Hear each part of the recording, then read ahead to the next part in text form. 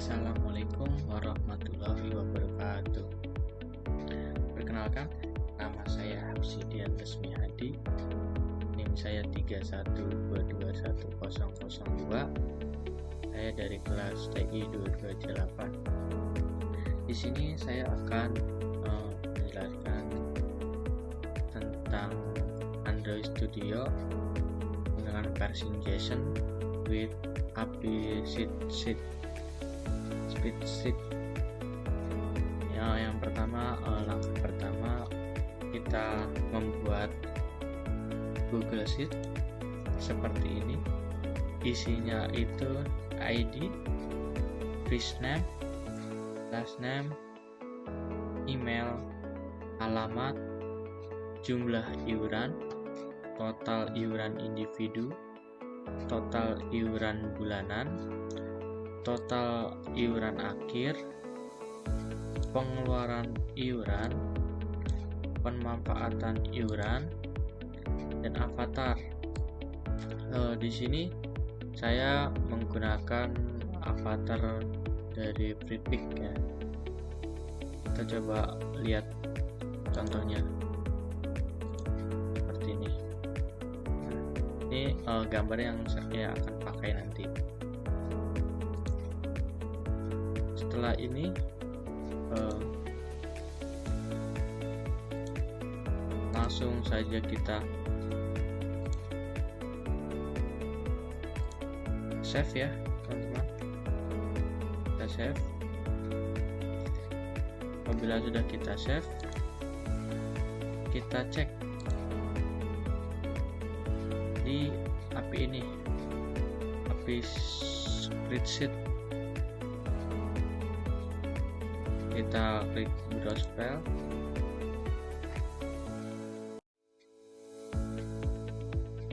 Nah, ini kita open.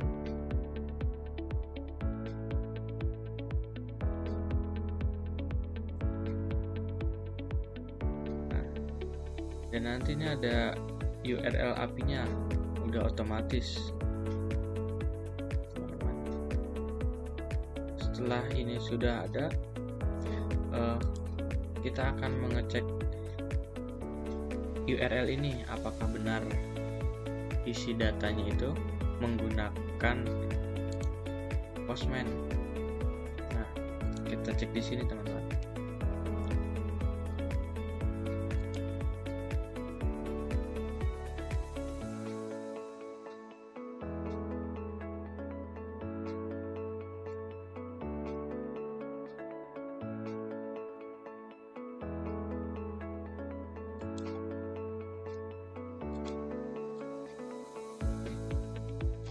Ini adalah data yang tadi kita dapatkan, yaitu ada ID, email, alamat, avatar, last name, first name, dan seterusnya.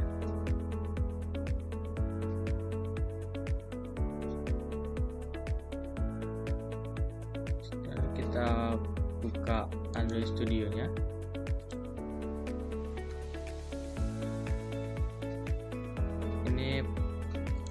Activity main seperti ini. Sebelumnya saya sudah membuat project yang berisikan ini ya. Ada di sini ada image view, yaitu membuat avatar ini, dan juga ini ada codingan untuk item nama di sini, dan juga selanjutnya email, terus juga codingan untuk alamat, dan seterusnya. Total iuran bulanan, total iuran individu, total iuran akhir, pengeluaran iuran, dan sampai selesai. Saya juga ingin mengganti avatar di sini. IP service. Kita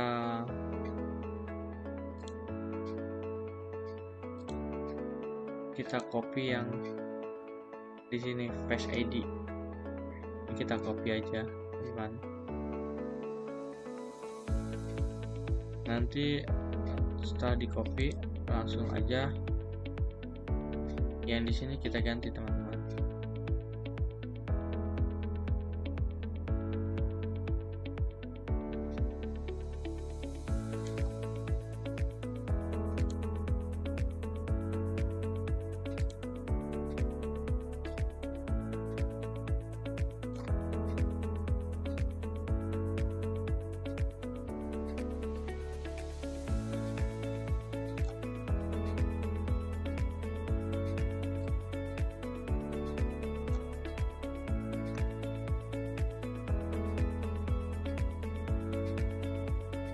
Setelah ini sudah selesai, kita akan langsung aja meng-run melalui handphone, teman.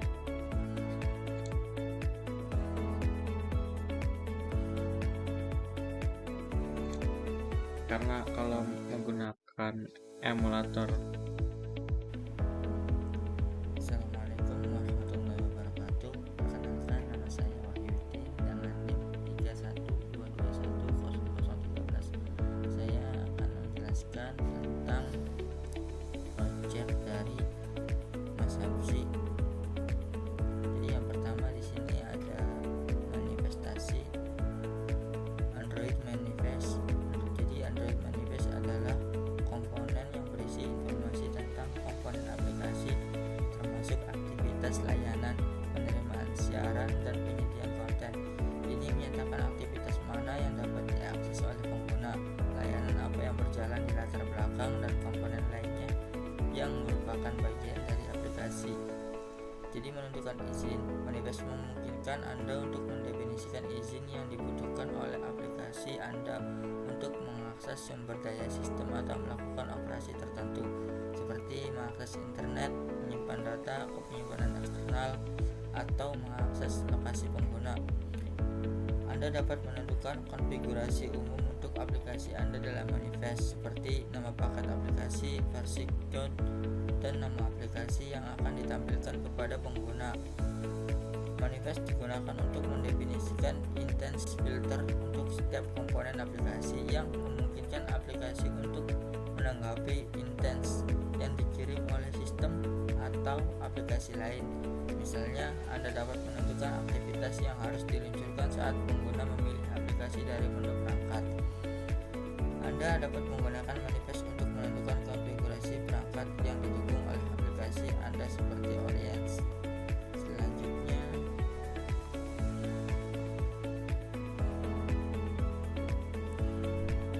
sini ada data item. Jadi data item ini berfungsi umum. Dari data item Android Studio meliputi representasi objek data. Data item sering digunakan untuk mempresentasikan objek atau entitas tertentu, seperti pengguna, pesan, atau produk.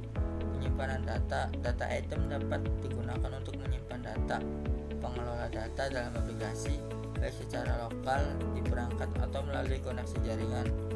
Adapun tabel UI-nya, data item sering digunakan dalam pengembangan antarmuka pengguna UI untuk menampilkan informasi kepada pengguna, misalnya dalam daftar, tabel, atau kartu.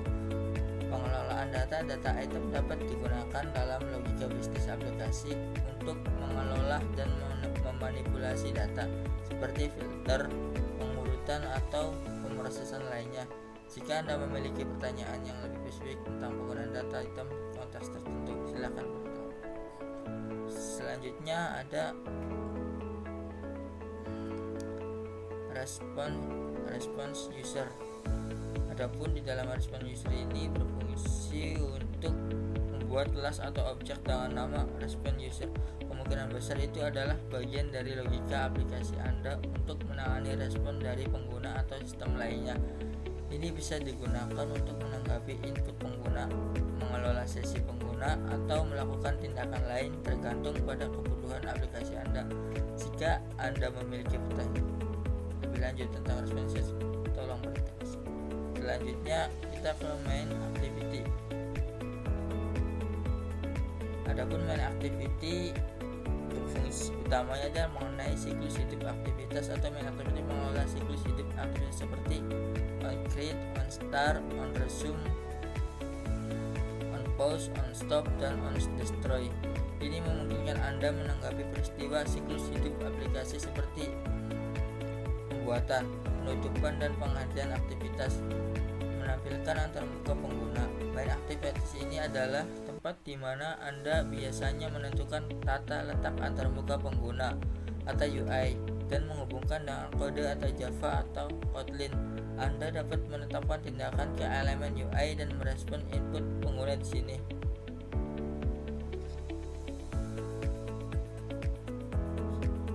Selanjutnya di sini ada user adapter. Adapun fungsinya adalah sebuah objek yang berfungsi sebagai penghubung antara data Anda dan tampilan UI seperti list view, recycle view, atau spinner.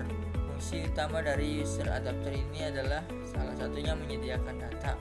User adapter bertanggung jawab untuk menyediakan data yang akan ditampilkan pada UI. Ini bisa berupa daftar objek, array, atau data lain yang ingin Anda tampilkan kepada pengguna. Kemudian mengelola tampilan. User adapter mengelola cara data ditampilkan di tampilan UI. Ini termasuk menentukan data letak dan tampilan untuk setiap item data, serta mengatur bagaimana item-item tersebut diatur dan ditampilkan dalam daftar atau tampilan lainnya. Kemudian mengoptimalkan kinerja. User adapter membantu mengoptimalkan kinerja aplikasi dan memanfaatkan teknik seperti wrestling tampilan pada result view untuk menghindari memuat terlalu banyak tampilan secara bersamaan, sehingga menghemat memori, meningkatkan responsivitas aplikasi. Kemudian menangani interaksi. Terkadang user adapter juga bertanggung jawab atas menangani interaksi pengguna dengan item-item dalam tampilan UI, misalnya menanggapi klik item atau aksi lainnya.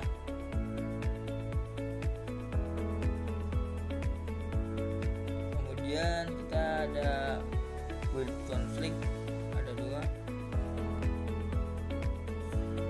Jadi build conflict ini fungsi utamanya adalah menyediakan informasi build, menyediakan tentang konfigurasi build saat ini seperti nama paket aplikasi, versi code, dan lainnya. Informasi ini digunakan dalam kode aplikasi, misalnya untuk menampilkan versi aplikasi di antarmuka pengguna atau melakukan logika berdasarkan jenis build. Kemudian mengelola variabel build. Anda juga dapat menentukan variabel build tambahan dalam file build, create, dan nilai-nilai yang akan disertakan dalam build config ini.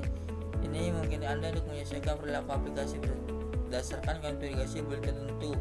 Kemudian Anda memungkinkan aplikasi kondisional.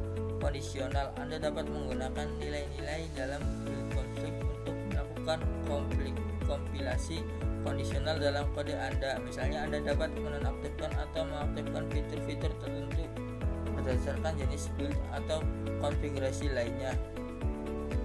Kemudian ini tampilan activity mainnya. Ada nama, alamat, ada 3, terus ini tampilan belakangnya, terus ini tampilannya. Itu saja dari saya. Wassalamualaikum warahmatullahi wabarakatuh. Assalamualaikum warahmatullahi wabarakatuh. Perkenalkan, nama saya Rahma Yulia dari kelas TI 22C8 dengan NIM 31221067. Di sini saya merupakan salah satu anggota dari kelompok 7 yang terdiri dari Mas Hafsi Diana Sunyadi dan Mas Wahidi. Oke, tentunya di sini saya akan melanjutkan tugas di pertemuan kelima, yaitu mata kuliah pemrograman modul 2 yang diampu oleh Bapak Doni Maulana, Eskom. Langsung saja kita buka Android Studio-nya.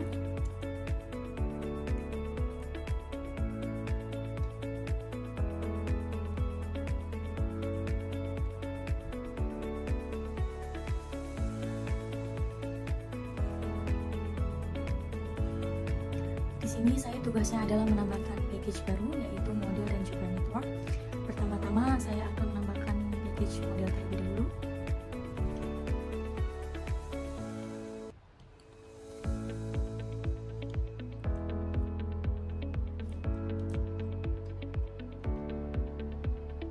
Di model ini saya menambahkan kelas baru yaitu kelas data item.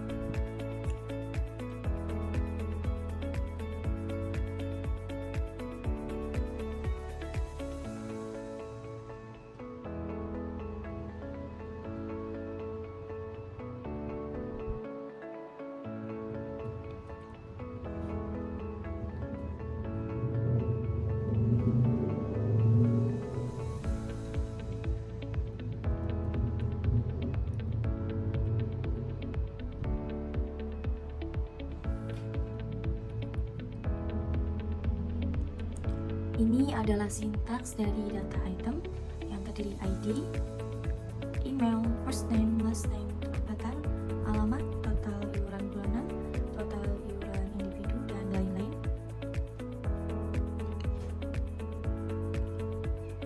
Kemudian saya menambahkan lagi kelas baru di model yaitu respon user.